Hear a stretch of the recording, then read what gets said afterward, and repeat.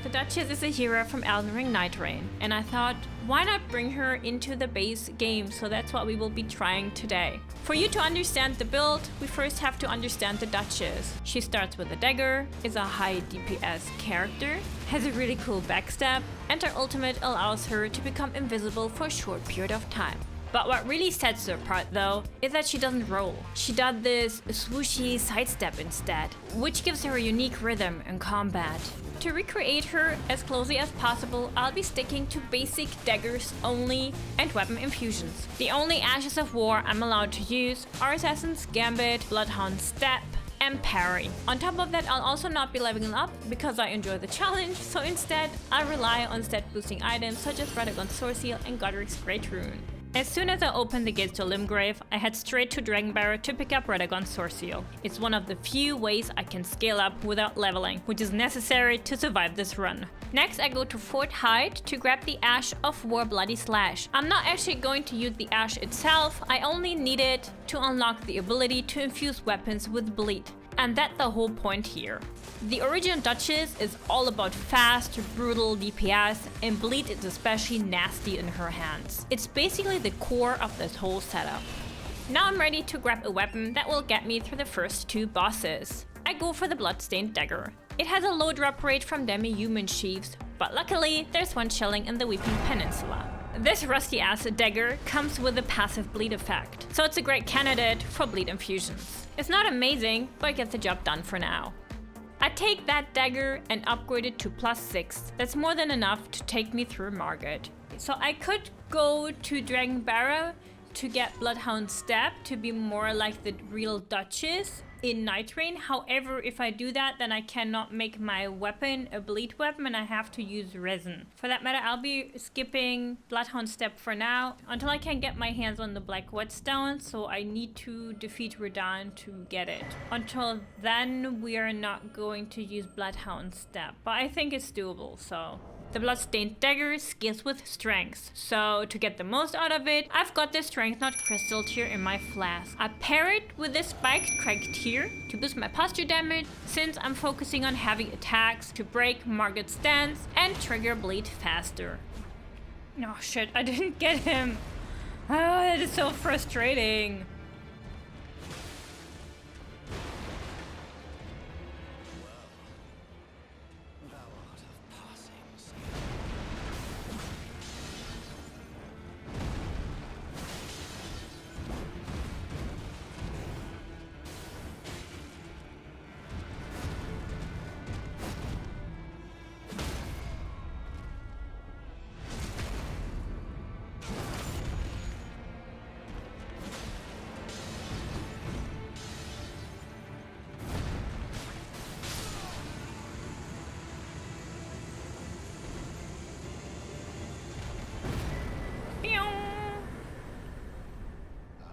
With Margit now defeated, I have access to Stormir Castle, and here I can pick up the Misericord. I'm still going to use the Bloodstained Dagger for the fight with Godric though, because I'm not sure how much I'm going to switch my daggers once I upgrade the Misericord. It's a really good dagger and I'm pretty sure I won't putting it down anytime soon once I use it. In the same room where I pick up the Misericord, I also make sure to grab the Iron Wet Blade, which grants me the ability to add heavy, keen, and quality affinity to my daggers, which likely will be quite useful on my journey. So if you're playing with daggers, you will notice that whenever you're two-handing the dagger, whichever dagger, your character's arm will not fully extend, limiting your reach. So if you want to avoid that, one thing that you can do is one-handing the dagger. It will greatly increase your reach, but to the detriment of your physical attack power. And that's what I'm doing here.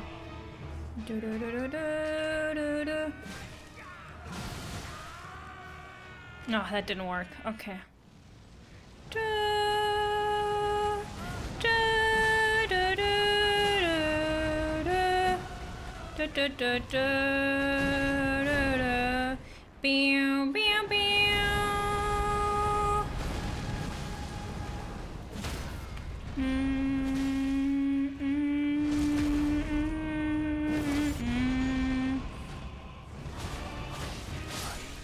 the Lord of all that is golden.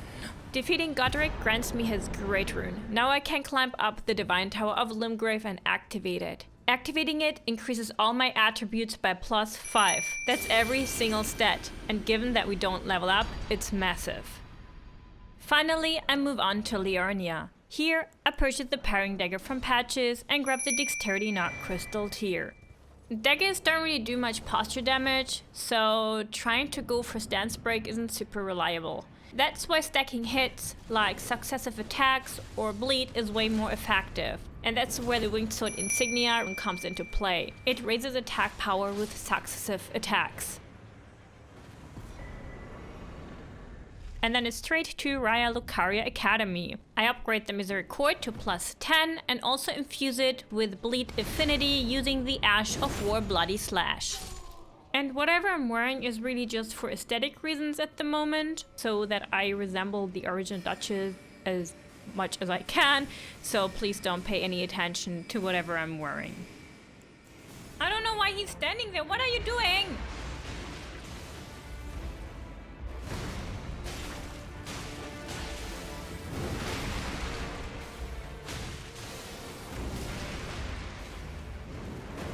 Dog, why are you being like this?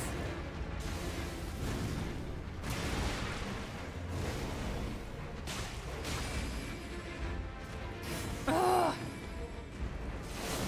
Come on, dog.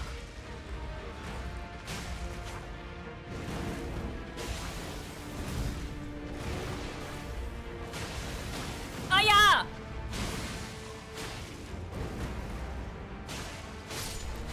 Oh, dog.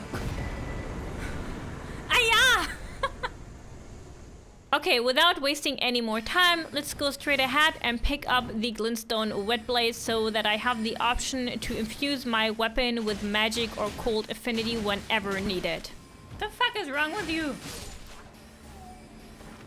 With that, the stage is now set for Renala. My setup remained the same as the one that I used against Radagon's dog.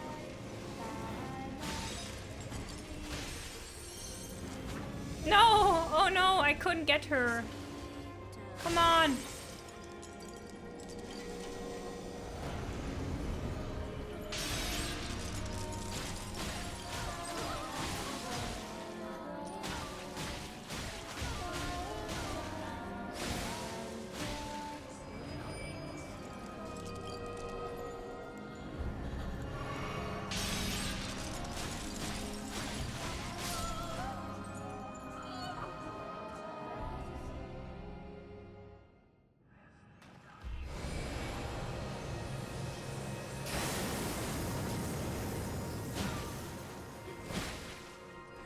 Oh, why did I do that? Fucking finally.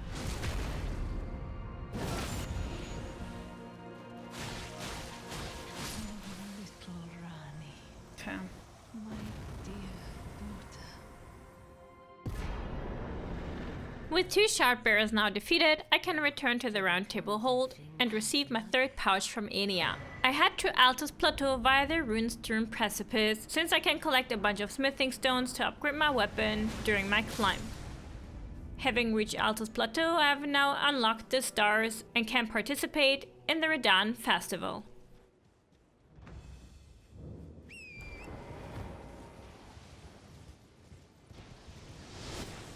Yeah, I know, I've been told to use a different tactic here, but the thing is, I'm so used to this one that I would say 98% of the time I go through this without getting a hit, you know? So I don't really want to change my strategy, even if it means I get like,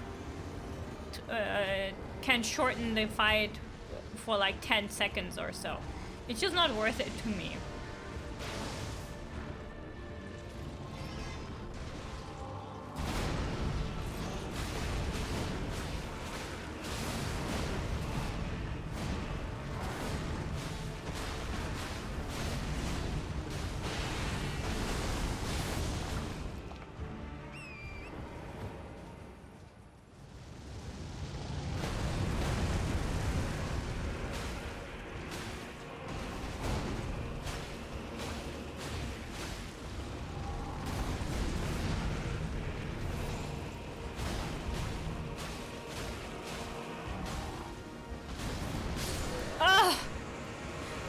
was really risky. I was out of stamina and I was like, I'm gonna get this one hit in. I'm gonna get this one hit in. But it was, my brain just shut off. I got greedy, but luckily the bleed procced and I didn't get hit because otherwise I would be toast now. Now that Radahn has fallen, I can finally pick up the black whetstone and infuse my weapon with bleed while also equipping Bloodhound Step. With that, my build is mostly ready. From here on out, I would usually explore Altus Plateau. However, I decide on picking up the dagger talisman in Volcano Manor. And while I'm here, I decide to do one of the Volcano Manor tasks so that I can unlock Bernal's services, allowing me to purchase the Ash of War Assassin's Gambit. Although I cannot use this Ash of War anywhere in combat, I decide to spotlight it as an honorable mention, since with that we have picked up the last Ash of War that mimics the Duchess's ability as much as we can. Finally, it's time to face the Tree Sentinel and test the Bloodhound Step. Here's my strategy for this fight. I equip the Silver Tear Mask as it increases my bleed damage. I'm also equipping Millicent's Prosthesis, so I went ahead and completed her entire questline up to the point in Altus Plateau, defeated Commander Neil, defeated the Godskin Noble, and then had to unalive her, but now I have all the talismans in my possession. I also went ahead and infused the Bloodstained Dagger with Bleed Affinity 2, and I duplicated the Bloodhound Step, so now I have Bloodhound Step on both hands equipped. This way I do not trade it for anything, and if I want to, I can always power stance. With all of that set in place, let's see how Bloodhound Step serves in combat. 1, 2, 3, 4, 5.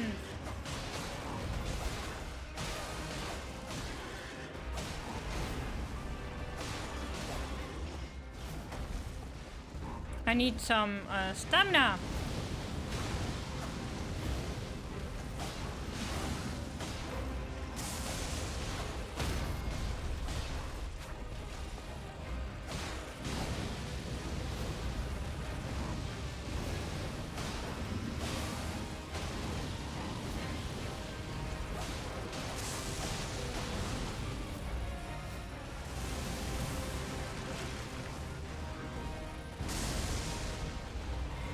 Okay, one last time.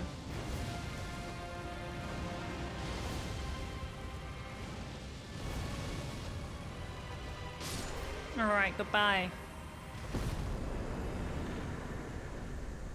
We enter Leyndell, and the next boss that my cosplay has to prove herself to is Godfrey's Shade, who is immune to bleed. So for this particular fight, I'm gonna stick with a keen weapon and simply be using lightning grease. I could infuse my weapon with lightning, but that scales with faith, and I am using mostly dexterity boosting items, so I don't want to switch around my setup. I forgot to change the Wondrous Flask, okay? This is not a planned thing. I just forgot about it. I could have gotten the Thorny Cracked too, but no, that's in Snowfields, right? So I can't get that yet. It's fine. I'm also not going to use the Bloodhound Step in this fight because it I tried it, but it confuses my brain. So I'll just stick to normal rolls in this encounter.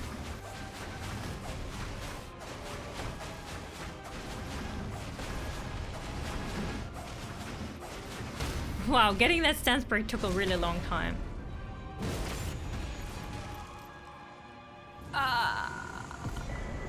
Damn! I shall remember thee, tarnished. With Godfrey's Shade defeated, I receive my last pouch, which unlocks more gear variety for me. Yeah, now I can go with this or this. Like, the choices are mine. Damn, 40! But yeah, I don't know. I opt for the dagger talisman after all, and then change my wondrous physique to the green spell crystal tier. And switch my misericord back to a bleed infusion, which is now upgraded to plus 18, and re-equip the Ash of War Bloodhound Step. Since during the network test, Margot was almost always one of the night bosses, so now I can see if the build that I have created comes even remotely close to the original Duchess. Okay.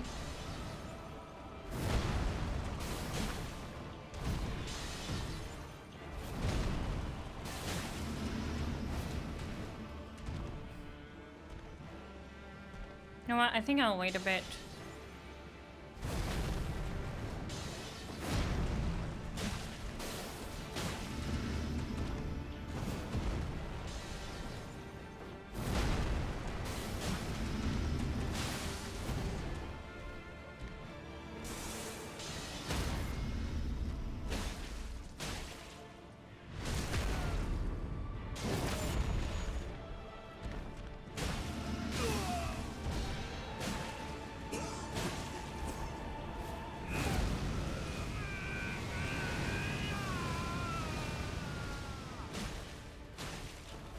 What?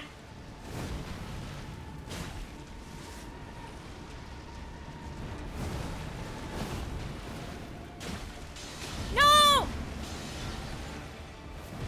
I was aiming for heavy attacks and stance break, but I had to scratch that because as you can see my FP was completely depleted and I didn't want to risk getting a hit. Okay. Okay, I would say this build comes pretty close to the original. I'm curious to see how our nimble Duchess performs against the fire giant, but before we go there, we gotta take a detour to the consecrated snowfield, and there are a few items that I want to collect that may or may not be useful against the endgame bosses. We'll see. Having arrived at the consecrated snowfields, I decided to take on the Earth Tree avatar, or Putrid avatar, whatever it's called there, as it drops the thorny crack crystal tier, which functions similarly to the winged sword insignia. It increases attack power with successive hits, and I figured that the boss is weak to fire, so I went ahead and grabbed the red hot wet blade found at Redmane Castle to infuse my weapon with fire affinity. With that completed, I make my way to Mogwyn Dynasty. Here I need to defeat 2 nameless white mask invaders to receive their white mask. This increases my attack power whenever blood loss occurs within my vicinity. After that, I return back to Leyndell and enter the Shining Grounds to grab the Lord of Blood's Exhalation Talisman. This talisman is basically similar to the White Mask. It increases my attack power whenever blood loss occurs in my vicinity. To receive it, I must defeat Esgar, Priest of Blood.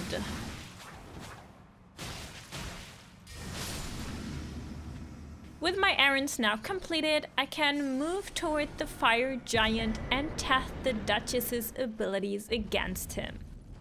Alright, so for the fight with the fire giant, I'm going to alternate between one-handing and power stancing. I have upgraded my blood misericord to plus 23 and the parrying dagger to plus 19. The parrying dagger is also infused with the bleed. I got the dexterity knot crystal here in my flask for additional 10 dexterity, and the thorny crack tier, which already explained, increases attack with successive attacks. The same goes for the sword winged insignia and Millicent's prosthesis, which also gives me an extra of plus 5 to my dex stats. Now I don't know if Thorny's, sword winged, and Millicent's actually stack. I know that Thorny and Millicent stack, but I don't know if all 3 stack. I don't know. I'm really more of an ad hoc person, so I'm just trying things out. I have opted for the blue dancer charm instead of the blood exaltation talisman because I do need a bit more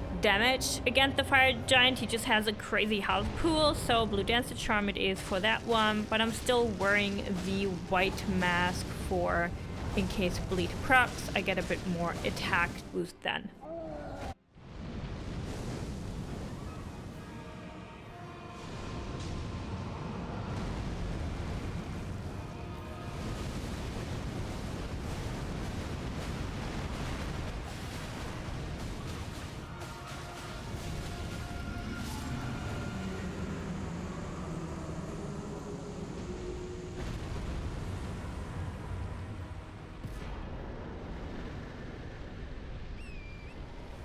Okay, you know the drill. We climbed the Forge of the Giants and burned the Erd Tree, which transports us into Farm Azula. There's not really much to add in regards of my gear since we collected most of it already, but for the fight against the Godskin duel, I am actually going to use sleeping pots because either I learn to parry them or I run in circles forever until I get them down, and neither of these options seem enticing to me.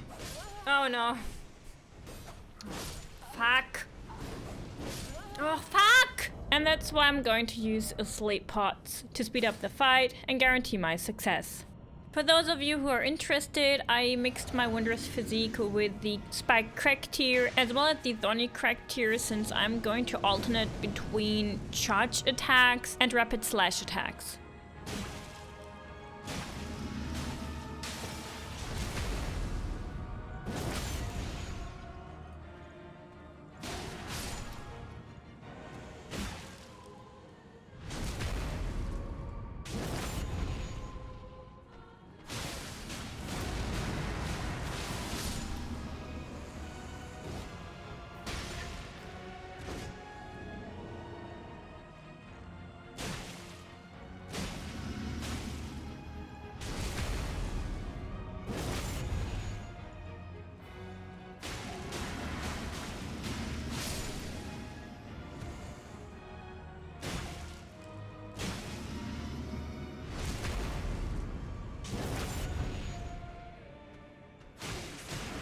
I hope this works.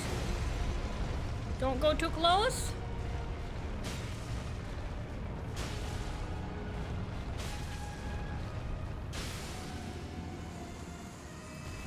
Okay. I could move on to Malekith from here on out, but I decide to take a detour. It's time to head for the Haligtree, where I can pick up the Viridian Ember Medallion +2. I'm not sure if I will use it, but it's always good to have. My main goal here is to pick up America's Sword Seal and to defeat Malenia while I'm here. But before I can get any of that done, I have to deal with Loretta.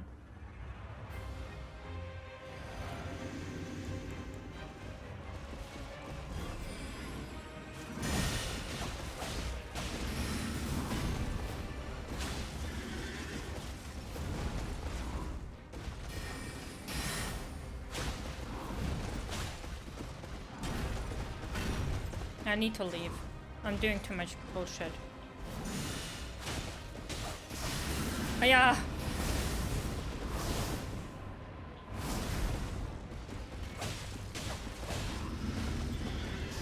Okay.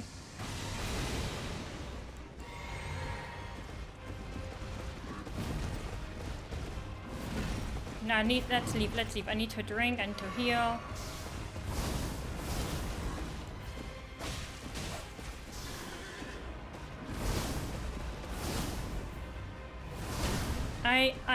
I'm good, you know. I got her poisoned and everything.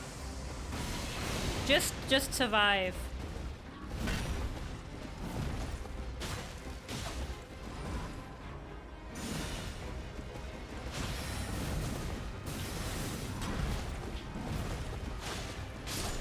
Yeah, okay, goodbye. I don't care about hits or whatever here. This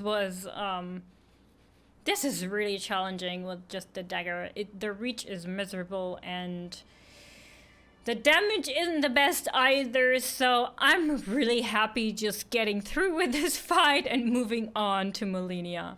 And that's exactly what I'm doing. I move on to the base of the Haligtree and pick up Marika's Sword Seal on my path. This one will be quite useful for the endgame bosses as it increases my arcane and with that boosts my bleed damage. With everything set in place, I move on to arguably the hardest boss fight in this run.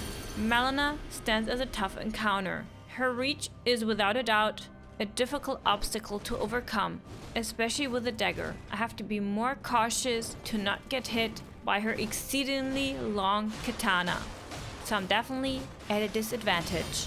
The enemy has extreme reach while mine is super poor. And not only that, given that I am parrying with a dagger, my hitboxes are terrible. If I stand just a tiny bit unaligned, my parries will not go through and I'll be killed instantly. So every step that I'm taking here has to be well calculated. For the sake of brevity, this boss fight will as well be cut, but you can find the full length on my YouTube channel.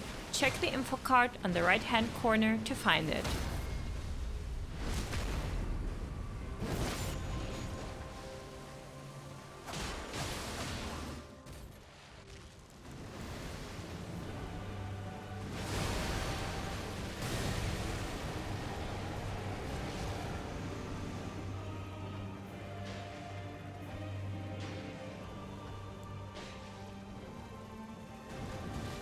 Help!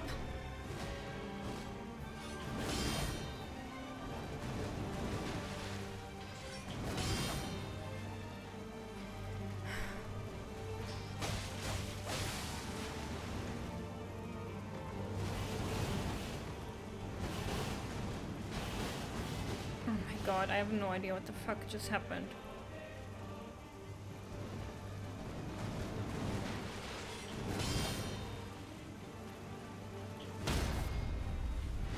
Come on. Make it be over. Okay. Extraordinary. The mark of a true lord. Took forever. No, I'm so happy this is over. Wow.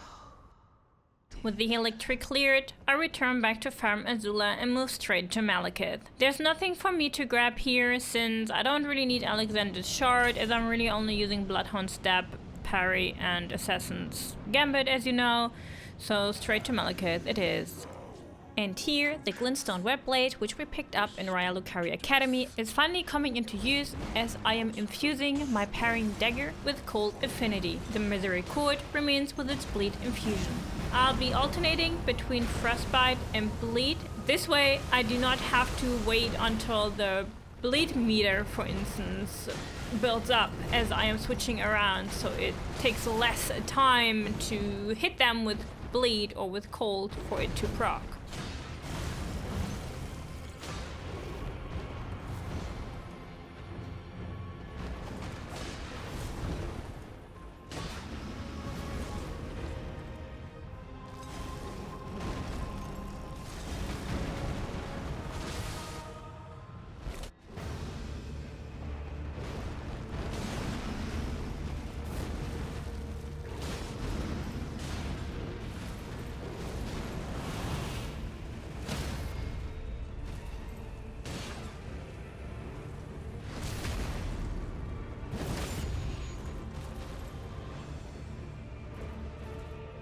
Yeah, I need space.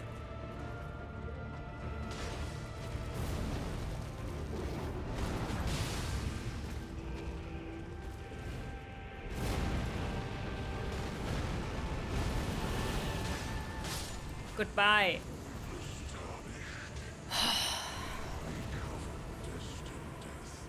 God, this was so difficult to learn. This was hours of perfecting the right strategy. It was really exhausting. I'm just tired. I'm just fucking tired. Crazy. It's honestly crazy how far we made it with this build. Okay, we know the drill. Getting off near stands in our way now. And here's the thing, with the dagger, this boss fight is actually quite challenging. And therefore, I am simply gonna go with an uninfused dagger and coat it with rot grease. We found 3 of them at the shaded castle in the courtyard guarded by the royal revenant there. So I'll coat my uninfused dagger with that, cause red to Sir Guardian of Near, and then switch to my Misericord for some hefty bleed damage. And that should do the trick.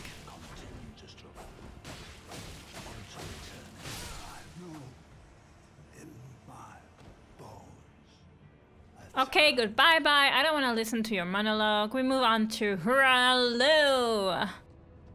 Oh, we got dexterity boost. I don't even know if that does anything. Honestly, I have no idea. And we got the consecutive one, but I said, I don't know if that actually even does anything. Okay, we're gonna go this. I'm gonna change that one here. I'm gonna go, yeah, this one. I really just want blade damage. As you can already tell from my quick menu, I guess, that I will be pulse dancing here. The cold parrying dagger and the bleed misery cord, alternating between causing cold damage as well as bleed, at least on the first phase. I'm also rolling here instead of using Bloodhound Step for the most part, as it's very, very difficult to rewire my brain to not to roll, and instead using Bloodhound Step, so please bear with me.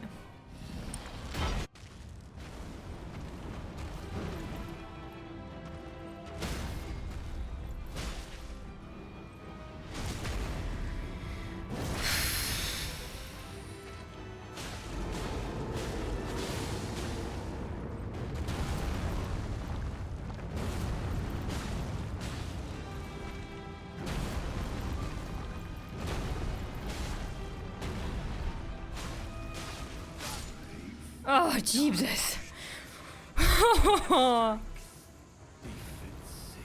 That was some adrenaline there. Ooh, ah. Ooh, ah. Whew. Okay, that's also done. That's good. It's also done. Yeah, well, what shall I add? What there is more to say, you know? Last boss of the official base game. Here we go. Elden, Beast, and Radagon are both immune to bleed, so we will not be infusing the weapon with the blade damage at all. Is that the only thing that they're kinda seem to be weak to? Not really weak, but they're also not strong. Is fire damage, and you can poison Radagon in first phase. So instead of infusing my weapon with poison or fire, I will be sticking to grease instead to leverage on my weapon's raw damage. So first phase Radagon, we will be using poison because my dagger really doesn't do a lot of damage and I don't want to spend 5 minutes on the first phase.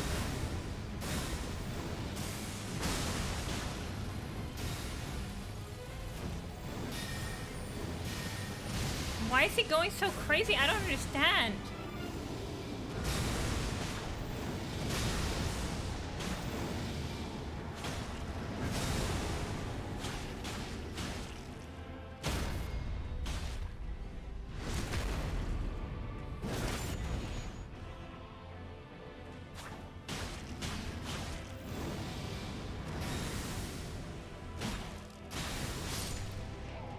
Okay.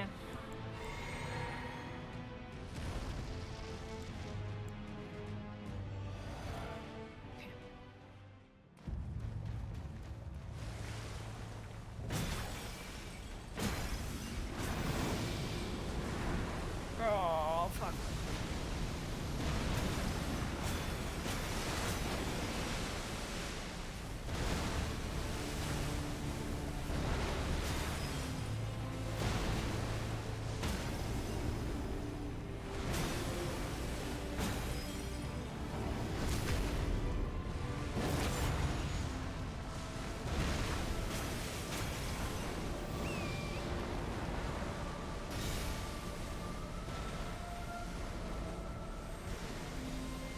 No, no, no, no, no!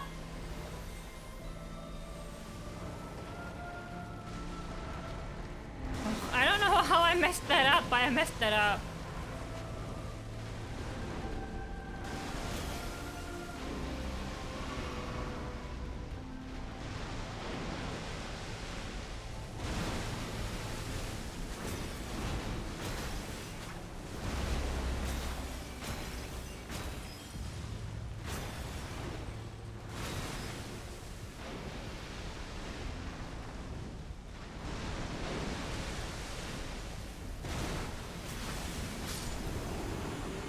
Okay. Oh.